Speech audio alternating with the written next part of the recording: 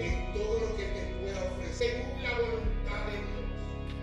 Por tanto, lo que Dios juntó, no lo separe el hombre. 8 years ago, she wrote a letter asking God, and she was a mature woman, knew what she wanted, lead a letter. So it's not 8 years since you first realized you wanted to get married. 8 years have passed. I can't even think of that in terms of days. Hi everybody, welcome back to The Well. Today I have a very special guest, Dr. Melanie Diaz. God bless you guys. She's my very good friend. We go back like 10 years. Probably a little over. Yeah, and we've just been through so many lovely experiences, and today we're going to be talking about waiting and dating. And in particular, there's an experience we have over writing a letter to God. How would you put it? Like, dear God, I would like my husband to be like this. I would say it's a list of what your hopes are and what, just in a mature way of thinking of what exactly you think your husband should be, the characteristics that he should have, and always with a godly thinking in mind, what would be best for you in your opinion. Right. So I would say this all started, just to give you a little background, that some friends of mine, it was a married couple, and they told me to write a list to God, kind of like a letter, dear God, this is the husband that I would love to have. And like she said, mature, because if you do this when you're not really ready, you're going to seek out characteristics that ultimately don't matter in the long run. If you're looking for tips on dating in general, I did a video that I suggest you check out where I talk about really looking for qualities that count. So back to the letter. They told me to write a letter, and they told me an experience they had with a letter. And I think it was actually the husband that wrote the letter. So I pondered on that for a bit. I didn't write the letter right away. But as I found myself single, I was becoming, I would never use the word desperate. I would say frustrated. That's a good word to use, because desperation usually means that you've lost hope. Yeah. You think there's no return. That's it. No more. Some days were like that. But it felt like that. Some days. The bad days. But overall, I would say it's just a frustrating process. One day, in faith, I was sitting with my best friend, and I said, you know what? I'm ready to write that letter.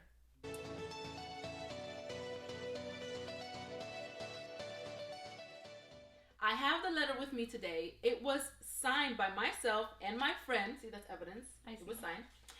March of 2009. And I actually met my husband, I think in that exact month. Believe it or not, but I didn't know he was. And we started working together in a leadership, and I knew him for 2 years. But then in 2011, we started dating, and we got married in 2013. It might sound like fast, like 2009, 2011, but I was 26 in 2009, and there seemed to be no prospects. It's like you were saying, am I doing something wrong? Is it me? Like, it's so many questions you ask yourself, and I just had to come to understand that I was going to believe God for the right person at the right time. So I want to share with you just a few things I wrote on my paper, what I was writing to God. I put a God-fearing spiritual man, someone who's understanding, patient. So the top of my list really has to do with those qualities of who he is, like in terms of integrity. Someone who's expressive, affectionate. So I wrote those things. Then I put things I did not want. No addictions, no jealousy. So I'll leave my list there. But I want to tell you that this list that I wrote in faith, God answered. And there was moments of doubt. I remember long after I wrote it, I picked it up and I was like, this doesn't even exist. What am I thinking? And I promise to you that when I married my husband, I was like, wow, God really answered my prayer. So why do we have Melanie here with us today? Because she wants to share a similar experience with you all. And the purpose of this video is to encourage you to trust God as you wait. As you're waiting for God to bring, specifically in this case, a husband. But waiting and trusting comes in all aspects of life. This video hopefully will help you not to lose hope as you wait. One day, sitting with Melanie, at this point I think I was engaged, and I was telling her, like, listen, one day I wrote a letter and God had answered because I was about to marry this man. And so in faith, we sat in her apartment And she wrote a letter, and I said, listen, don't leave anything out. And she sure didn't. When she wrote her letter, I was like, wow, girl. She had a tall order, but she knew what she wanted at the time. Do you remember how old you were? It was 2012, so that was about 8 years ago. 8 years, guys. 8 years ago, she wrote a letter asking God, and she was a mature woman, knew what she wanted, leader in the church, an educated woman. I think you had like 2 masters at the time. Yes, I did. So, I was at a point in 2012 that my twin sister had just gotten married a few months before, and I was 29, about to be 30 the next year. And, you know, for us women especially, 25 and 30 are like these very important years for some reason that we get stressed out about. Yeah, like these milestones, like a checkpoint of have you been successful up to this point? Exactly. And I was about to be 30, and when it came to the secular, and also even when it comes to leadership, you know, I could have said like anyone, I had checked off a few things off of my list. However, when it came to that romantic area, at that point, in 29 years old, there were no viable prospects, but I would not say anything that to me felt anything close to that someone was going to be my husband, that I could call my husband. And I was feeling frustrated. Feeling frustrated having a twin sister. You know, you think things are supposed to happen at the same time. And it wasn't happening. So it was one of those moments like, what am I doing wrong? So Lisette brought up this idea about creating a list. And this list, I really took it seriously. Yes. Remember, this is something that we did in faith. It's like a prayer though, but it's a prayer of proof. Like, Lord, this is what I'm asking you for. And that way, you know, whether it's 8 years later, you're able to say, wow, God, look how you answered. When I started writing this list, you know, I started thinking about myself. What are the areas of myself that perhaps I'm lacking? Because in my opinion, a relationship, especially one of marriage, should be where we complement each other. Complement, not complete. And I remember we even prayed about it, and I wrote down those characteristics that not only what I wanted in a husband in his heart, and even with our shared interests, but even Lisette mentioned about the physical aspect, because at first, you know, I felt like, oh my God, what if I'm being too greedy? But or too specific, like, wait, God, well, I don't want to exclude too many people off the list. Exactly. But, you know, I was honest. I was very honest. And I said, well, this is what I usually like. So I included some physical characteristics as well. I know Lisette signed it. So she was a witness to this list that we wrote, that I wrote. And I would always, even years later, they would pass, and I would always go back to my list and pray on it, and just, you know, understand that faith and hope go hand in hand. Because I had faith that God was going to give me the best husband that I needed. But at the same time, he also knows our own desires as well. So when I would look back at the list, it would give me hope, because I always knew that if God was able to fulfill and knew the best for me in all these other areas, in education, in leadership, in my family, why not fulfill these desires in one of the most important areas in my life? So I made the list. Yeah. Who you marry after receiving Christ is really the biggest decision that you ever make. It determines then where you live, the like family dynamic, when you have children coming into the home, ministry or lack of ministry, where you go to church. I mean, you don't want to be in one church and he's in another church, or you're in church and he's not in church.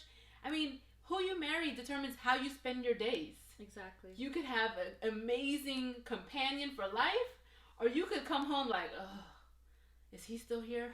Or you don't want to go home. You know, and why do you think the divorce rate is so high? So again, if you feel that you are in a point where you know yourself well in the Lord, you have found your identity in the Lord, because you could think you know yourself, but if it's outside of God, you're still missing really who you are. Then I would say take time, pray on it with a friend that you trust, and write out what you're asking God for. what is your heart's desire? I think we put that verse in there. We did. So Melanie's going to share a little bit of her list with us, and stay tuned because you don't want to miss who she ends up marrying.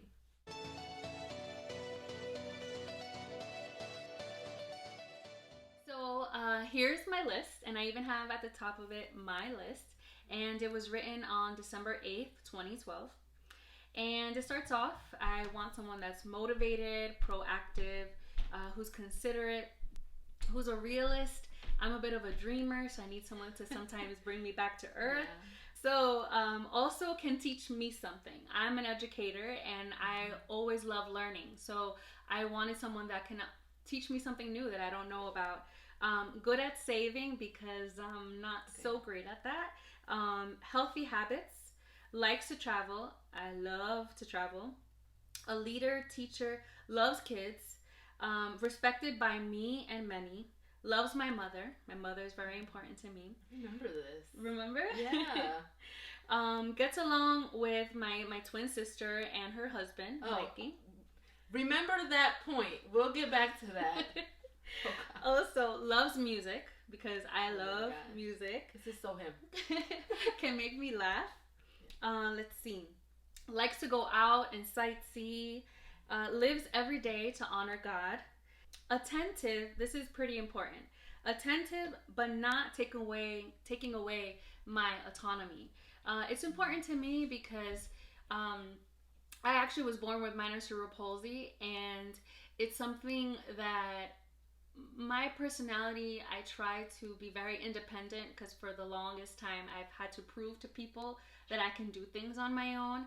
And I know being single for such a long time, I didn't want that independence to be taken away.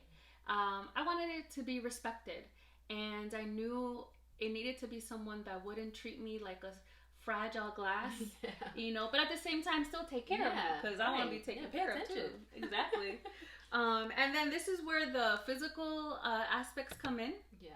And Lisette had to say, come on, girl, put some physical stuff in there. Yeah, even though she was already asking for a lot. Listen, she stretched my faith that day because her list just kept going on and on. It's like our lists are equally long, but I feel like yours were very specific. There is only one man who's going to fill this. So the three characteristics that I put were slender, blanquito for our English speakers, right. A little lighter skin. Right, I asked for tan skin, she asked for light skin. And dark hair. So that was my list. We both signed it, and we have Psalms 37, verse 5. Amen. Psalm 37:4 was a special verse to help me in my process. So I wrote 37:5 on hers, but I want to share both with you.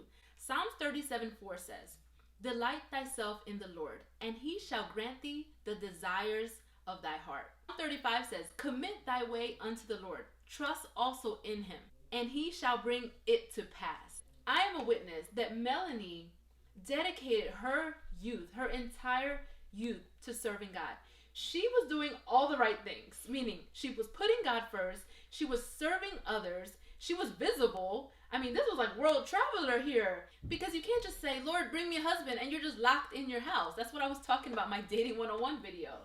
And I remember as the years were passing, because guys, you have to understand, 8 years since she wrote the letter. So it's not 8 years since you first realized you wanted to get married.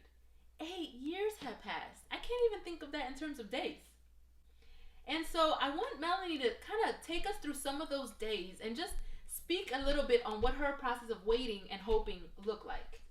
I made sure that my work for the Lord wasn't based on me trying to find a husband. There you go. In the end, I knew I had to just work for him, believe in him, trust in him, have hope in him, even when it felt like there was no more hope. I had to just continue what I was doing, because we have to delight ourselves in him, and he knows our hearts. He knows what our desires are, and he will give it to us in his timing. And I think that's what the biggest struggle for most of us that are waiting. We want it to be in our time, or we base our timeline on someone else's timeline, and we forget that God knows what's best. And when it's best. When it's best. And it's not only about you being ready and you praying for your future husband, because if that's your desire, then pray in faith for him. Pray for him to be ready. And I think in the end, even though I was doing the right thing, I was working for the Lord, I was being visible, I was serving him, serving people. Your husband needs to also go through a process as well. That's right. It's two lives joining together. It's not only my life, but his life as well. It was interesting that in that working, in that serving the Lord, this certain young man started becoming part of my circle and started serving and working in the Lord alongside me. And we became very close friends. And actually, he's cousins with my brother-in-law. Wait, because people kind of miss that. So her twin sister married a guy named Mikey, and her husband, future husband, but when you see this, they're married, is Mikey's cousin. Talk about them getting along with her sister and her sister's husband. Exactly. So God knows everything. In the end, it was all about God's perfect timing. When I was ready, when he was ready, when we were both mature to enter into this next step. It just so happened that in that time that I was working for him, trying not to focus on the fact that I was still single, God was able to join my future husband and I together in ministry. And thankfully, October 3rd, yay, today, when you see this is when I published it. So October 2020, he will be, my husband and I will be his wife. And if you find yourself waiting, if you find yourself feeling like maybe it's never going to happen for you, and you know it's one of those deep desires in your heart, God is not going to give you that desire just for it to go unfulfilled. Just keep working for him. Keep praying. Pray for yourself. Pray for your ministry. Pray for your future family. Pray for your husband, because he needs to go through a process too. She really served the Lord. And I remember as the years would pass too, I would be like, man, where's her husband? But when you write a list asking for things that really, really matter, believe that it might take a little longer. Because if you just want anything, you can probably have that now. When I think about, and even Lisette has said as well, when I think about my husband, he has fulfilled every single characteristic on this list. Yeah. By faith.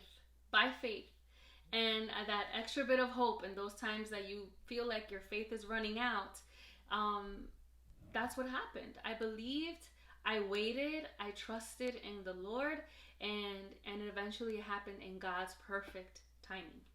And who's ready to meet him? Well, I thought it was really important for you guys to meet Melanie's future husband, but now husband, Guillermo. Hello.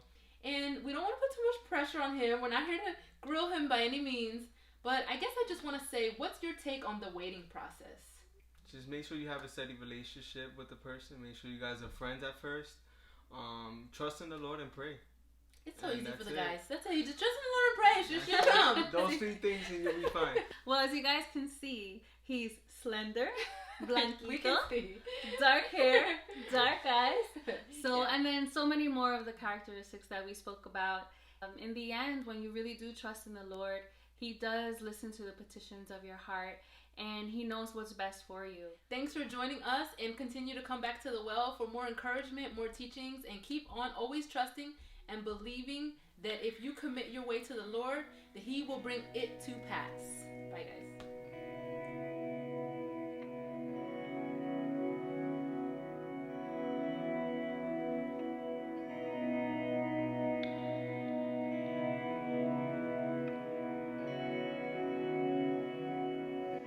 ¿Desea usted recibir como esposo a Guillermo Ortega Jr. para así vivir con él teniéndolo como su legítimo esposo?